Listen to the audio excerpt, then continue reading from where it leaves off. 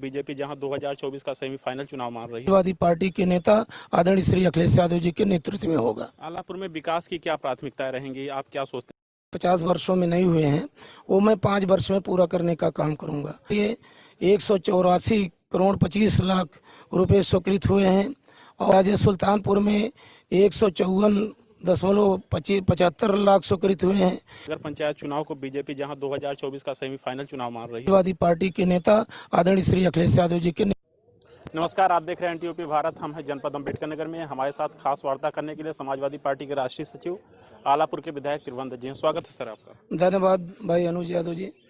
Sir, क्या लगता है, बहुजन समाज पार्टी से आप आए समाजवादी पार्टी में, वहाँ प्रदेश स्तर पे जिम्मेदारी मिलती थी, यहाँ राष्ट्रीय स्तर पे जिम्मेदारी मिलती है? जी, देखिए, इसके लिए तो मैं समाजवादी पार्टी के राष्ट्रीय अध्यक्ष जी का धन्यवाद देना चाहता हूं कि निश्चित तौर से उन्होंने बहुजन समाज पार्टी के बाद आने के बाद हम लोगों को लगता था कि हम लोग हाशिए पर रहेंगे, लेकिन निश्चित तौर से उन्होंने जो हम लोगों को सम्मान दिया उसके लिए मैं उनका स्वागत करता हूं और ये विश्वास दिलाता हूं कि यह जैसा भरोसा और अपेक्षा हमारे राष्ट्रीय अध्यक्ष जी ने हमारे ऊपर किया है उसमें 100 का 100% खरा उतर करके उनकी अपेक्षाओं को पूरा करने का काम करूंगा। राष्ट्रीय अध्यक्ष जी ने राष्ट्रीय स्तर पर एक दलित चेहरा आपको लॉन्च किया है, तो क्या लगता है दलित समाजवादी पार्टी के साथ 2024 में किस तरह जुड़ेगा? देखिए, मैं आपको बहुत बड़ा नहीं लेकिन आलापुर का उदाहरण देना चाहता हूँ और ख़ासतौर से अम्बेडकर नगर का।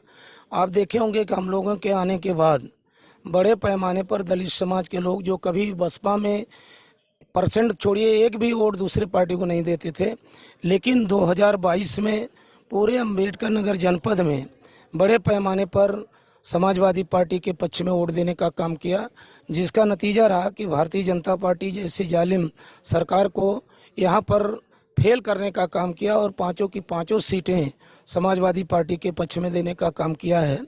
आज दलित समाज के लोग बड़े पैमाने पर इस चिंता में है कि हमारे संविधान और लोकतंत्र की रक्षा कौन कर सकता है, तो उसका उत्तर मिलता है कि अगर प्रदेश और देश में संविधान और लोकतंत्र की रक्षा के लिए कोई लड़ाई लड़ रहा है तो समाजवादी पार्टी के राष्ट्रीय अध्यक्ष आदरणीय श्री अखिलेश यादव जी लड़ रहे हैं।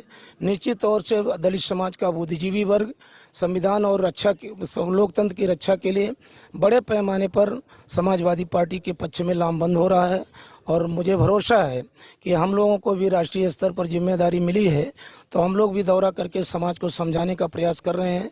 मुझे पूरा भरोसा है कि माननीय कांशीराम साहब के विचारों, माननीय नेता श्री मुलायम सिंह यादव से विचारों से प्रभावित होकर के और अखिलेश यादव जी के नेतृत्व में 2024 में इतनी सीटें जिताने का काम उत्तर प्रदेश के लोग करेंगे कि मोदी जी को सत्ता से बाहर करने का काम निश्चित तौर से होने का काम होगा। 2022 के चुनाव में आप लगातार मंच के माध्यम से कहते थे कि आप विकास के नाम पे वोट दीजिएगा और मैं बनूंगा तो विकास करूंगा।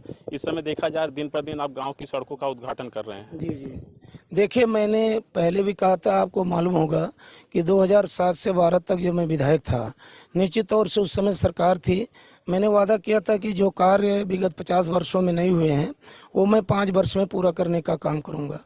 और आप देखे होंगे वो विकास कार्य हुए, चाहे 132 kVA का सब स्टेशन हो, चाहे आदर्श इंटर कॉलेज हो, चाहे फायर ब्रिगेड हो।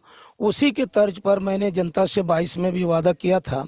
निश्चित तौर से सरकार तो नहीं हमारी बन पाई, लेकिन फिर भी जो हमें विधायक निधि मिली है उसका 100% प्रयोग करके गांव के ग्रामीण क्षेत्रों को जहां आज तक आवागमन की सुविधा नहीं थी उसको जोड़ने का काम कर रहा हूं। और शिक्षा के क्षेत्र में जिन साथियों ने शिक्षा को आगे बढ़ाने के लिए, जो बाबा साहब डॉक्टर अम्बेडकर का मूल मंत्र था, तो जिन साथियों ने शिक्षा के लिए विद्यालय खोले हैं लेकिन संसाधन की कमी में अच्छी तरह से नहीं चल पा रहे हैं, तो उनका भी मैं सहयोग करने का काम कर रहा हूँ। और विद्युत के मामले में आपको मालूम होगा कि नगर पंचायत जहांगीरगंज और राजे सुल्तानपुर ये नवसृजित नगर पंचायत बनी है, यहाँ पर विद्युत की बड़ी समस्या थी, जिसके लिए मैंने असेंबली में क्वेश्चन किया और प्रदेश के ऊर्जा मंत्री से मिल करके भी निवेदन करने का काम किया। उसका प्रतिफल रहा कि नगर पंचायत जहांगीरगंज में जो नेवारी दुराजपुर है वहाँ का फीडर मॉडर्न मऊ से जोड़ा गया था, लेकिन इन सब कार्यों के लिए 184 करोड़ 25 लाख रुपए स्वीकृत हुए हैं और राज्य सुल्तानपुर में 154.75 लाख स्वीकृत हुए हैं। निश्चित तौर से मुझे भरोसा है कि विद्युत के क्षेत्र में भी बड़े पैमाने काम होगा।